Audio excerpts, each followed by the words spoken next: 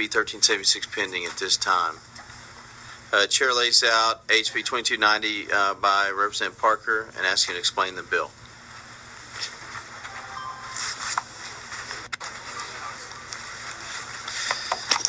Thank you, Chairman Phillips and members of the committee. I appreciate the opportunity to be before you here today.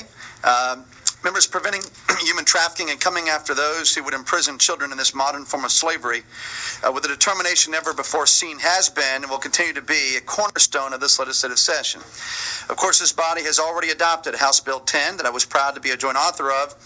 I myself have legislation before the Criminal Jurisprudence Committee that will make additional substantial changes on how we both treat the victims and the perpetrators of this horrible crime.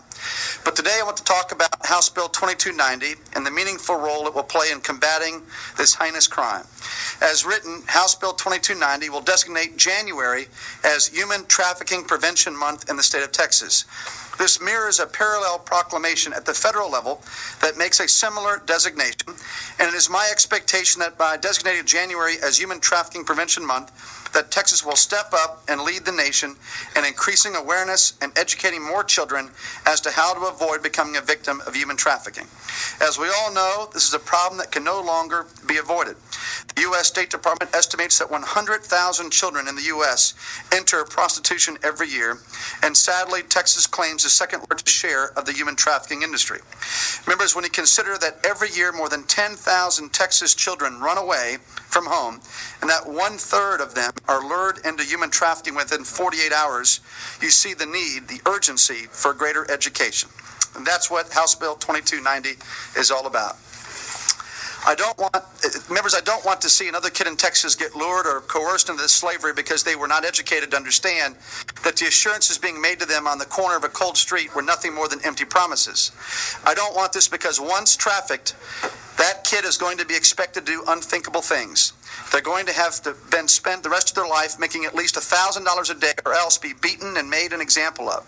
And I especially don't want this to happen to another kid in Texas because in all likelihood, that unfortunate child is going to be gone from this earth within 7 years. That's, members, what they say is once you enter the trafficking, if you will, slavery type of structure, that typical lifespan is 7 years for these children. So that's why I've authored the bill and be honored, obviously, to have you all's favorable consideration on the bill. If there are any questions, I'll be happy to answer them at this time. Any questions, members? Well, I want to thank you for bringing this forward. I think a lot of times people, when they hear human trafficking, don't really understand what we're talking about. We talk in the legalistic term about human trafficking and understand it is what you described. A lot of people just think it's smuggling.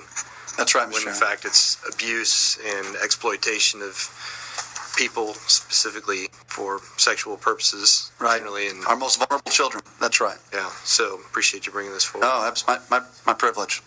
So I'll go ahead. I think we have a couple witnesses. So great. I'm sure you reserve the right to close. Thank you. Okay. The chair calls Tonya Stafford.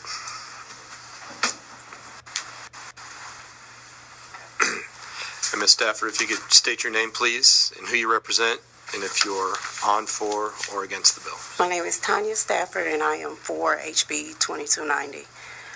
I am a human trafficking survivor, sold at the age of 13 by my mother.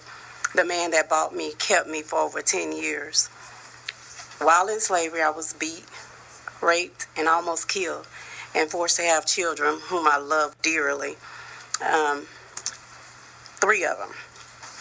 By the time I was 17, I was on my 3rd child by him, and no one asked or reached out because they didn't know what to look for and they didn't know what to ask to help me. I will be labeled as familial trafficking. That's where a family member sells another family member, in this case, my mother. Familial trafficking is frighteningly common in our area. Primary caretakers allow pedophiles to use children for sex in exchange for money, drugs, and shelter. As a survivor of human trafficking, I started a nonprofit organization. It's Going to Be Okay, Incorporated. I work to spread awareness, teach prevention, and victims and survivors like myself, giving hope and encouragement that you can survive being sold. We are expecting to build a facility in Dallas Dallas County, anywhere we could get somewhere. Soon to empower, encourage, and uplift formerly trafficked teens and sexually exploited women and children by providing education, job training, financial assistance, and mental health and support. Human trafficking is a $32 billion industry. $32 billion a year.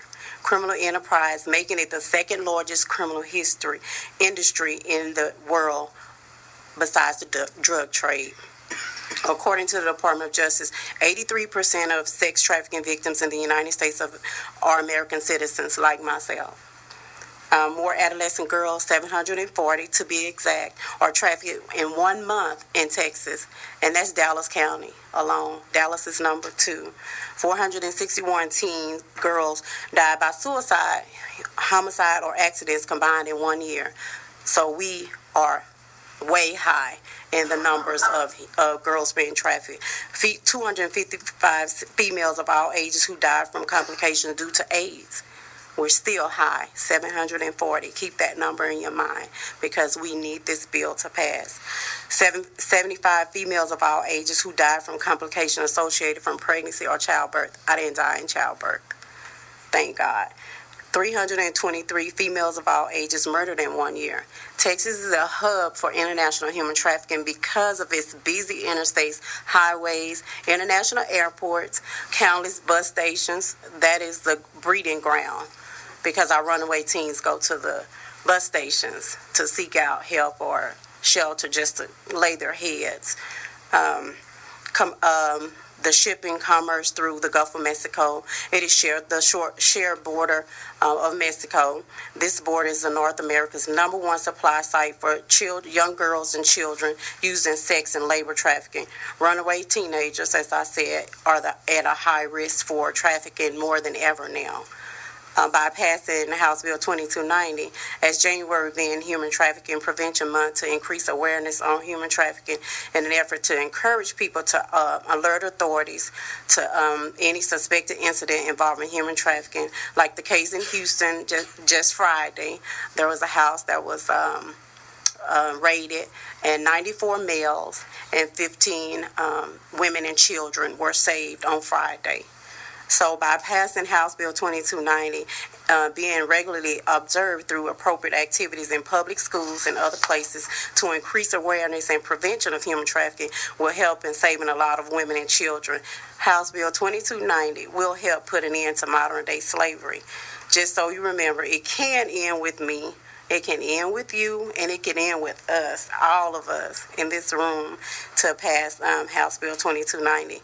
And to save one is to save a generation, because all it takes is one. It just took somebody saving me to do what I do, and that's to teach and bring awareness and advocate for those that are still voiceless.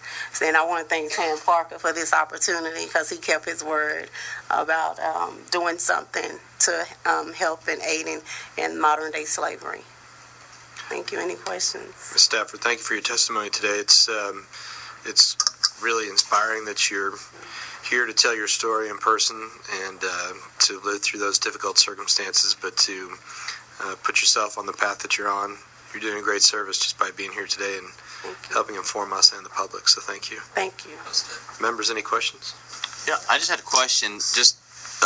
And how did you get out of it? My neighbor. Your was neighbor. Being nosy. Your nosy neighbor. My nosy Gladys neighbor. Kravitz. You're not old enough to be Gladys Kravitz Yes, is. I am. But she started asking questions, and she noticed that I was isolated, and the man was older than myself, and I wouldn't talk to anybody. I was just pretty much in my own little trapped world. So she started asking a lot of questions and told me I didn't have to live that way. So she helped me to devise a plan to get out. Wow. Mm-hmm. Remarkable story. Thank you for coming. Okay. Thank you for your testimony. Thank you. Is there anyone else that wishes to testify on, for, or against House Bill 2290? Seeing none, the chair recognizes Representative Parker to close on the bill.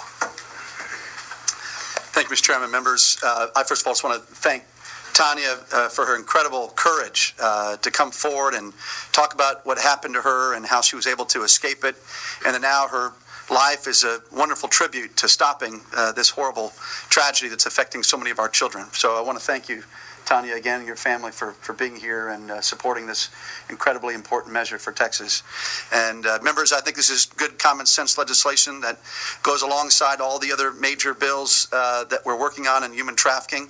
And I obviously ask for your consideration that moving this thing forward as quickly as we can to designate January as Human Trafficking Month, Awareness Month here in Texas.